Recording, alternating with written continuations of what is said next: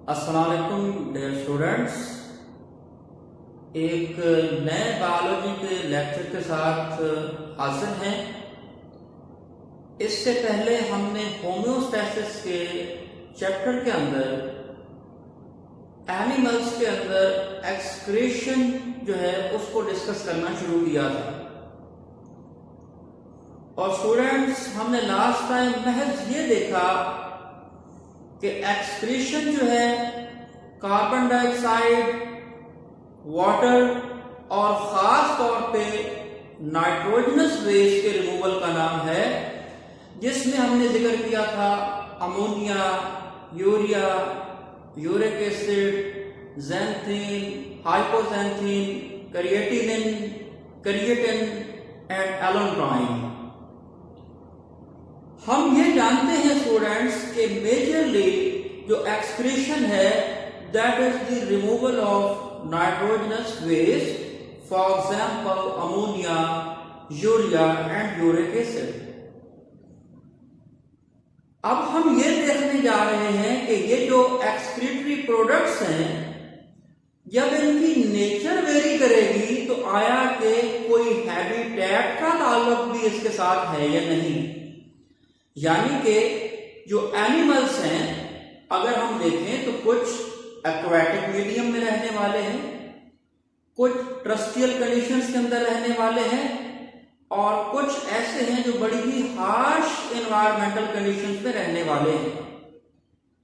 So today we are going to discuss nature of excretory products according to the habitats of animals. यानी आज हम ये देखेंगे कि एक्सक्रीटरी प्रोडक्ट की जो नेचर है वो मुख्तलिफ हैबिटेट्स के अंदर मुख्तलिफ है या नहीं।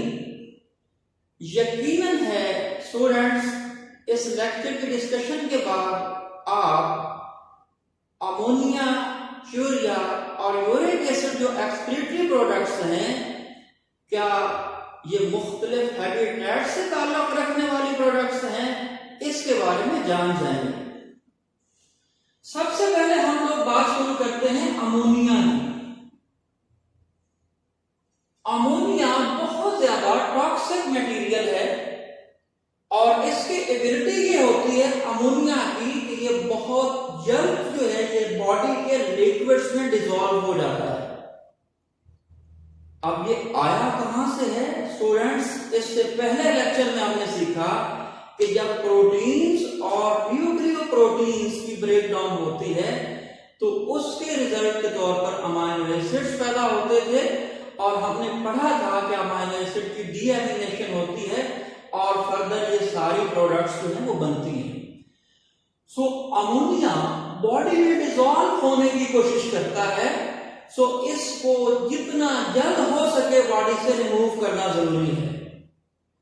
सो स्टूडेंट्स, वो वाले एनिमल्स जो हाइपोटोनिक एनवायरनमेंट के अंदर रहते हैं, हमने डिस्कस किया हुआ है कि हाइपोटोनिक एनवायरनमेंट कौन सी होती है? Fresh water environment. यानी हाइपोटोनिक वो एनवायरनमेंट होगी जिसमें सॉल्यूट कंसंट्रेशन कम हो और सॉल्वेंट की मिकदार ज्यादा हो। It means we are talking about fresh water environment. So जो एनिमल्स फ्रेश वाटर एनवायरनमेंट के अंदर रहते हैं, उनको चूंकि पानी की बहुत ज्यादा मिकदार अवेलेबल होती है, लिहाजा वो अमोनिया खारिज करते हैं। अब उसकी हिकमत क्या रखी है कुदरत ने, उसके पीछे फिलॉसफी क्या है कि वो अमोनिया ही खारिज करें? स्टूडेंट्स, अमोनिया को बॉडी से खारिज करने के लिए, यानी वो वाली नाइट्रोजनस कंटेंट जो अमोनिया की शक्ल में है, उनको खारिज करने के लिए पानी की बहुत ज्यादा मिकदार की जरूरत है। यानी कि 500 ml पर 1 gram of nitrogen present in the ammonia required to eliminate. यानी क्या बताया है आपको? अमोनिया के अंदर जो नाइट्रोजन है उसको 500 ml पानी के 1 ग्राम को डिसॉल्व करके एलिमिनेट करवा सकते हैं। इट मींस अमोनिया वो एनिमल्स खारिज कर सकेंगे जिनको अवेलेबिलिटी ऑफ वाटर में कोई इश्यू ना हो। और बड़ी सिंपल सी इसकी एग्जांपल है, फ्रेश वाटर एनवायरनमेंट के अंदर रहने वाले जितने भी ऑर्गेनिजम्स हैं वो क्या काम करते हैं, वो अमोनिया को एज एन एक्सक्रीटरी प्रोडक्ट वो बॉडी से खारिज करते हैं, because they have plenty of water to dissolve this nitrogen in the form of ammonia and to eliminate और एक्सक्रीट फ्रॉम देयर बॉडी। चूंकि पानी की शॉर्टेज का वहां इशू नहीं है, लिहाजा ये सबसे पहले फॉर्म है अमोनिया, इसको खारिज कर दिया जाता है। अब अगला जो हमारा टारगेट है वो ये है कि यूरिया किस एनवायरनमेंट के अंदर रिलीज होता है, as excretory product. Students, ammonia की निस्बत जो यूरिया है ये लेस टॉक्सिक है और ये उस एनवायरनमेंट में बाकायदा कन्वर्ट किया जाता है अमोनिया से जिस एनवायरनमेंट में रिस्ट्रिक्टेड सप्लाई ऑफ वाटर मौजूद हो, यानी कि पानी की कम मिकदार हो। जैसा कि हम लैंड मैमल्स जो हैं, हमें पानी की उतनी मिकदार अवेलेबल नहीं है जितनी की फ्रेश वाटर एनवायरनमेंट के अंदर मौजूदगी उसकी है। सो स्टूडेंट्स, अब यहां क्या किया जाता है, जहां रिस्ट्रिक्टेड सप्लाई ऑफ वाटर हो, उस अमोनिया को एक लेस टॉक्सिक कंपाउंड के अंदर तब्दील किया जाता है जिसको कहते हैं urea. And how this conversion takes place, students, very important topic, that is called urea cycle. Ammonia को लेस टॉक्सिक यूरिया में कन्वर्ट करने के लिए प्रॉपर एक साइकिल चलता है जिसको हम लोग कहते हैं urea cycle. Students, urea cycle land mammals की बहुत बड़ी एक फिजियोलॉजिकल एक्टिविटी है और लिवर जो होता है बॉडी के अंदर, जिससे आप जिगर के नाम से जानते हैं, उसमें ये साइकिल चल रहा होता है। यहां इस लेक्चर के अंदर हमने लिवर से रिलेटेड गुफ्तगू नहीं करनी, वो हमने आने वाले लेक्चर्स में करनी है। यहां पे हमने इसकी शॉर्ट वर्जन डिस्कस करनी है कि क्या होता है कि अमोनिया जो है वो कार्बन डाइऑक्साइड के साथ मिलकर एक प्रीकर्सर मौजूद होता है बॉडी के अंदर जिसको कहते हैं सिट्रोलीन, इसके साथ मिलकर और फिर एक सेकंड अमोनिया के साथ मिलकर, क्योंकि अमोनिया के अंदर आप लोगों को पता है, हमने लास्ट टाइम फार्मूला ड्रा किया था, उसके अंदर 2 नाइट्रोजन कंटेंट्स की जरूरत है। सो एक नाइट्रोजन कंटेंट एक अमोनिया से आएगा और फिर सिट्रोलीन के साथ जब ये कंबाइन करेंगे तो फिर दूसरा अमोनिया भी साथ रिएक्ट करेगा ताकि सेकंड नाइट्रोजन जिसको साइकिल में आने की जरूरत है वो अवेलेबल हो। सो इस सारे रिएक्शन की प्रोडक्ट स्टूडेंट्स ये है कि ये सिट्रोलीन कन्वर्ट होती है एक और इंटरमीडिएट प्रोडक्ट के अंदर जिसको कहते हैं आर्जिनोसक्सीनेट, यानी कि अमोनिया और कार्बन डाइऑक्साइड इनका रिएक्शन एक प्रीकर्सर से हुआ, प्रीकर्सर जो पहले से मौजूद हो जिसके साथ कोई रिएक्शन होकर नई प्रोडक्ट बने। सो ये सिट्रोलीन फिर दूसरा अमोनिया साथ रिएक्ट करवाने के बाद किसमें चेंज हो जाता है, आर्जिनोसक्सीनेट, यानी हम चल पड़े हैं यूरिया की तरफ। सो अब आर्जिनोसक्सीनेट जो है ये अगले स्टेप में कन्वर्ट होता है आर्जिनिन के अंदर। आप लोगों ने स्टूडेंट्स अगर कुछ अमाइनो एसिड्स को सुना हुआ है, किसी लेक्चर में अमाइनो एसिड की डिटेल भी इंशाल्लाह डिस्कस करेंगे, तो अमाइनो एसिड में भी एक एग्जांपल हमारे पास होती है आर्जिनिन, तो उसी से याद करना जरा आसान होगा आपको। सो सिट्रोलीन कन्वर्टेड इनटू आर्जिनोसक्सीनेट। अब आर्जिनोसक्सीनेट एक और इंटरमीडिएट में कन्वर्ट होता है आर्जिनिन। स्टूडेंट्स, यहां पर एक एंजाइम काम करता है आर्जिनेज। सो वो आर्जिनेज जब ये काम करता है, आर्जिनेज तो ये यहां से अलग कर लेता है यूरिया को। लिहाजा यूरिया एक फाइनल प्रोडक्ट के तौर पर अवेलेबल होता है और आर्जिनिन के ऊपर आर्जिनियस जब अमल कर लेता है तो फिर से उसको कन्वर्ट कर देता है उसी बुनियादी केमिकल कंपाउंड के अंदर जहां से हमने शायद शुरू किया था, ऑर्निथीन। यानी अगर मैं मुख्तसर आपको यूरिया साइकिल बताऊं तो ऑर्निथीन पड़ा है। ऑर्निथीन जो है अमोनिया और कार्बन डाइऑक्साइड के साथ रिएक्ट करने के बाद उस इंटरमीडिएट में चेंज होता है जिसको सिट्रोलिन कहते हैं। फिर सिट्रोलिन जो है स्टूडेंट्स उसके साथ सेकंड अमोनिया आकर मिलता है सेकंड नाइट्रोजन प्रोवाइड करने के लिए, जो कि आर्जिनोसक्सिनेट में कन्वर्ट होता है और उसकी कन्वर्जन होती है आर्जिनिन के अंदर। फिर आर्जिनेस इसके ऊपर एक्ट अपॉन करता है जिससे आर्जिनेस के बाद यूरिया पैदा हो जाता है और फिर से वो पहला प्रीकर्सर ऑर्निथीन वो ऑलरेडी बन जाता है in order to run a new urea cycle. यानी दूसरे अल्फाज में ऑर्निथीन क्या है, ये वो पहले से पड़ा हुआ इंटरमीडिएट है, प्रीकर्सर है, जिसके ऊपर फर्दर कोई भी यूरिया साइकिल चलाया जाएगा। और यूरिया साइकिल के लिए किस चीज की अवेलेबिलिटी होना जरूरी है, अमोनिया की। सो जब डीएमिनेशन हुई थी अमाइनो एसिड से तो अमोनिया रिमूव हुआ था। अब अगर तो वो फ्रेश वाटर एनिमल्स थे तो उन्होंने अमोनिया को ही पानी में डिसॉल्व करके खारिज कर दिया। लेकिन अगर वो ऐसे एनिमल्स हैं जो टर्स्ट्रियल एनिमल्स हैं जैसा कि हम लोग मैमल्स, लैंड मैमल्स, उनमें अमोनिया को कन्वर्ट किया जाता है यूरिया के अंदर, क्योंकि हमारे पास इतनी पानी की अवेलेबिलिटी नहीं है कि हम अमोनिया के नाइट्रोजन को डिसॉल्व करके बॉडी से एक्सक्रीट कर सकें।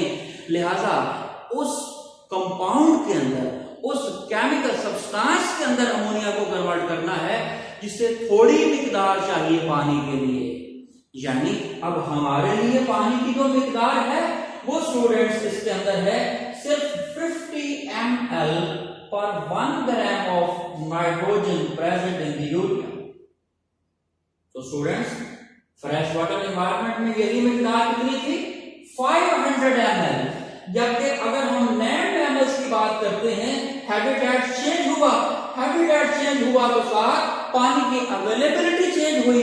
पानी की अवेलेबिलिटी चेंज हुई तो वहां पर अमोनिया को एक्सक्रीट नहीं किया जा सकेगा बल्कि उसको कन्वर्ट किया जाएगा यूरिया के अंदर। किस साइकिल के जरिए, यूरिया साइकिल के जरिए। और यूरिया के अंदर मौजूद नाइट्रोजन सिर्फ 50 ml पर 1 ग्राम ऑफ नाइट्रोजन को डिसॉल्व करके एक्सक्रीट करने के काबिल होता है।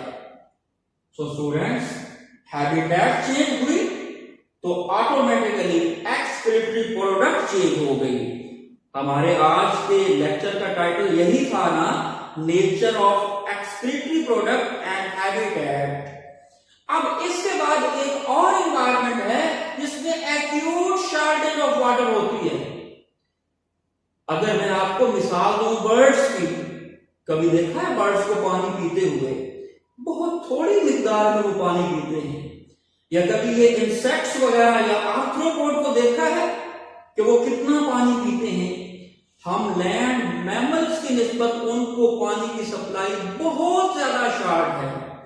लिहाजा उनके अंदर अब कोई इसके भी अलावा एक्सक्रीटरी प्रोडक्ट होनी चाहिए जो बॉडी से रिमूव की जाए, and that is uric acid. तीनों हमारी एक्सक्रीटरी प्रोडक्ट डिस्कस हो गई ना, अमोनिया फ्रेश वाटर एनवायरनमेंट के अंदर, यूरिया उस लैंड के एनवायरनमेंट के अंदर जहां पर पानी की शॉर्ट अवेलेबिलिटी है, और जहां पर एक्यूट शॉर्टेज है वहां पर क्या चीज एलिमिनेट की जाती है बॉडी से, यूरिक एसिड। और स्टूडेंट्स यूरिक एसिड जो है उसको कितना पानी चाहिए, this is very important question students. उसको चाहिए 1 ml ऑफ वाटर पर 1 gram of nitrogen present in the uric acid. अब देख ले स्टूडेंट्स, जितना जितना पानी का कंटेंट कम हो रहा है वैसे ही हैबिटेट चेंज हो रही है और जैसे जैसे हैबिटेट चेंज हो रही है साथ ही एक्सक्रीटिव प्रोडक्ट की नेचर भी चेंज हो रही है। इट मींस कुदरत ने हर एक ऑर्गेनिज्म को अपने एनवायरनमेंट में एडजस्ट करने के लिए उसको फिजियोलॉजी भी अलग ही दे दी है। ये कुदरत का बहुत बड़ा निजाम और काम है।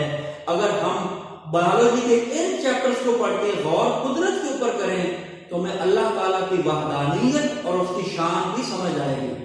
सो स्टूडेंट्स, साइंस के साथ थोड़ा सा दीन भी समझा करें। तो हम लोग बात कर रहे थे 1 ml of water is required to eliminate 1 gram of nitrogen present in the form of uric acid। लिहाजा स्टूडेंट्स, बर्ड्स जो होते हैं खास तौर पर और रेप्टाइल्स वो यूरिक एसिड को खारिज करते हैं।